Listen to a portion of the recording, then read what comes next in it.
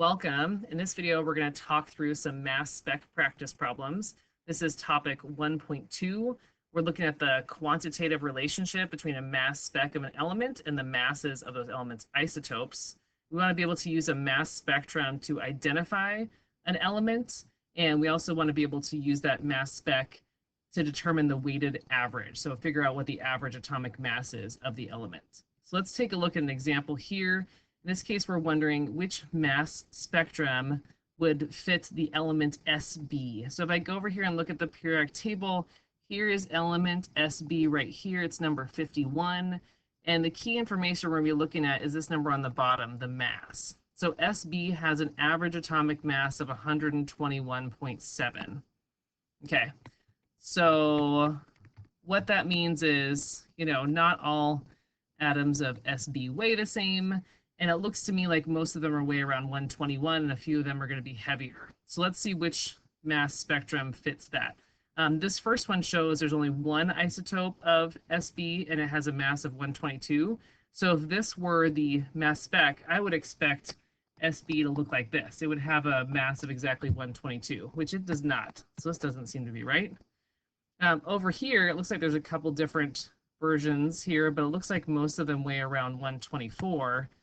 So this doesn't really seem to fit because our average mass is closer to 121. If you look over here, there's some that are lighter and some that are heavier. So this is a little tempting for an answer choice, but we have several of these heavier isotopes, and 124 is the most common version. So this would give an average that's, definitely somewhere greater than 122. So that one doesn't really fit either. This is the graph that fits because notice how you've got most of your sample weighs 121, but some of them are heavier. So our average is going to be a little bit greater than 121. So that matches this information right here for Sb antimony. Okay, let's take a look at this one. The mass spec below matches which of the following elements? So we've got some various elements to take a look at. Looking at this data set, we've got a cluster. We've got 1, 2, 3, 4, 5, 6, 7 isotopes of this element. And they're fairly, spread out here, a few more here on this higher range. So I'd expect that the average mass is going to be somewhere around here, maybe like around 96-ish. I don't need to exactly calculate. I just need to use this graph to determine roughly what the average would be. And then I'm going to go through them and take a look at these elements and see which of these fit having a average mass of around 96. And if I look over here, on my periodic table, Nb is around 92.9. You can see right here, Mo is 95.9. Uranium, I didn't even include it on here. Uranium's way heavier. Uranium weighs 238. And then californium CF weighs 251. So it's definitely not these ones. So it looks like Mo is the one that best fits our data set. It's got an average mass of around 96-ish. Here's another data set we'll take a look at. Notice this one, the y-axis is labeled more precisely. So what that means is we can do some calculations with this.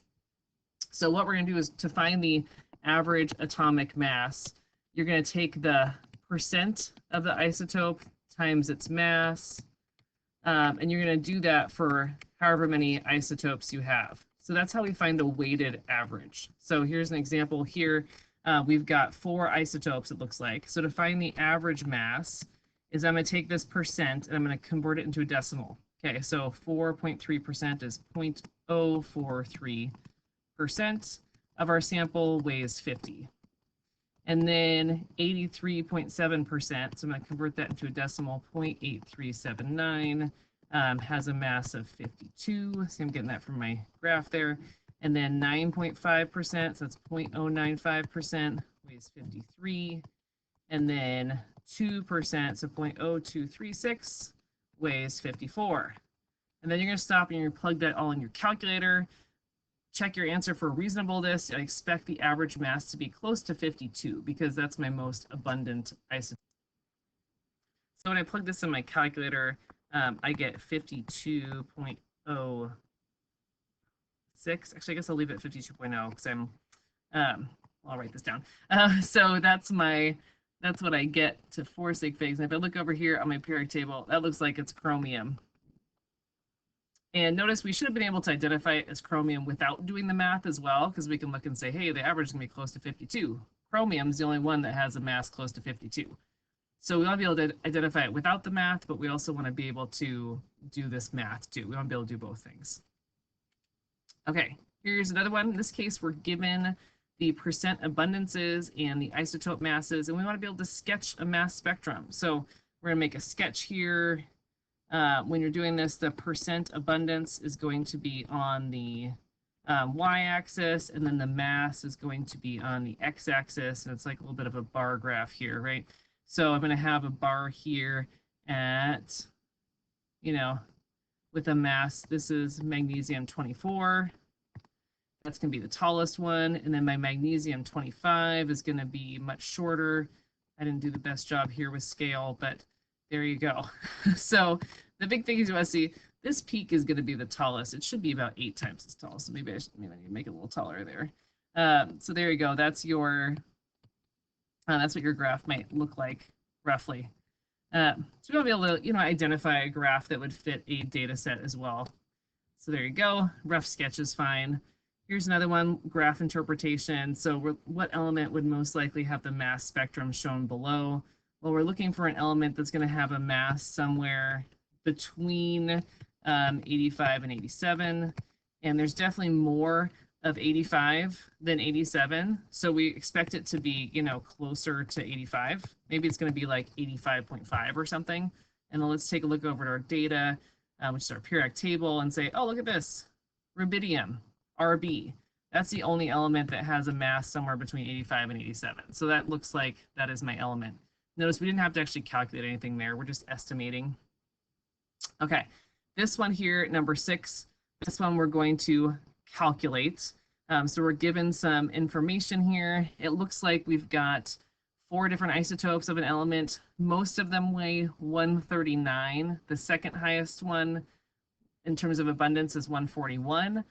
So we're expecting the average mass to be somewhere probably around 140-ish. I'm going to do a rough estimate before I actually do some calculations.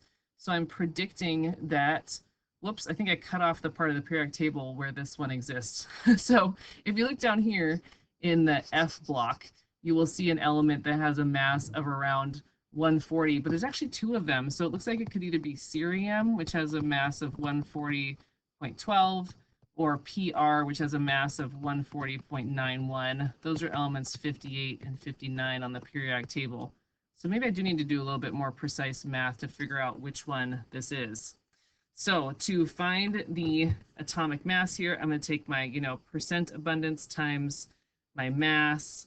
That first one's 0.019%. So if I divide that by 100, it's 0.0019. That's not going to have a big impact on my mass there.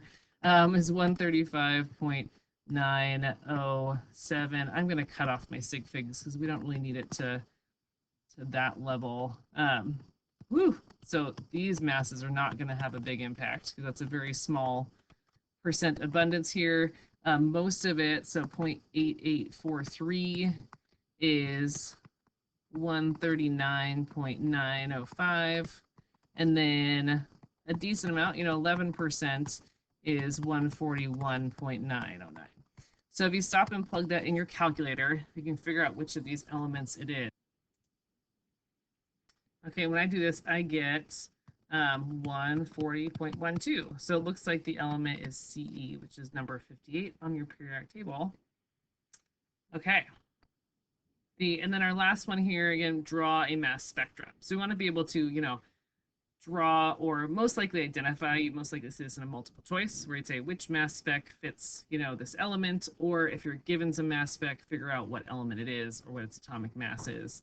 So we'll look at this last one. We've got 4 isotopes of lead. So your x-axis is going to be the relative, percent abundance.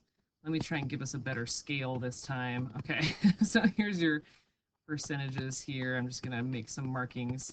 And it looks like I've got some over here. Let's see, we got 204, 205, 206, 207, 208. It looks like 208 is my most abundant one. It's going to be a little north of 50%. Okay. It looks like my 207 is a little less than 25%, and my 206 is maybe a little bit higher there. There is no 205, and then 204, there's just a really small amount right there. So that's what your mass spec might look like for lead.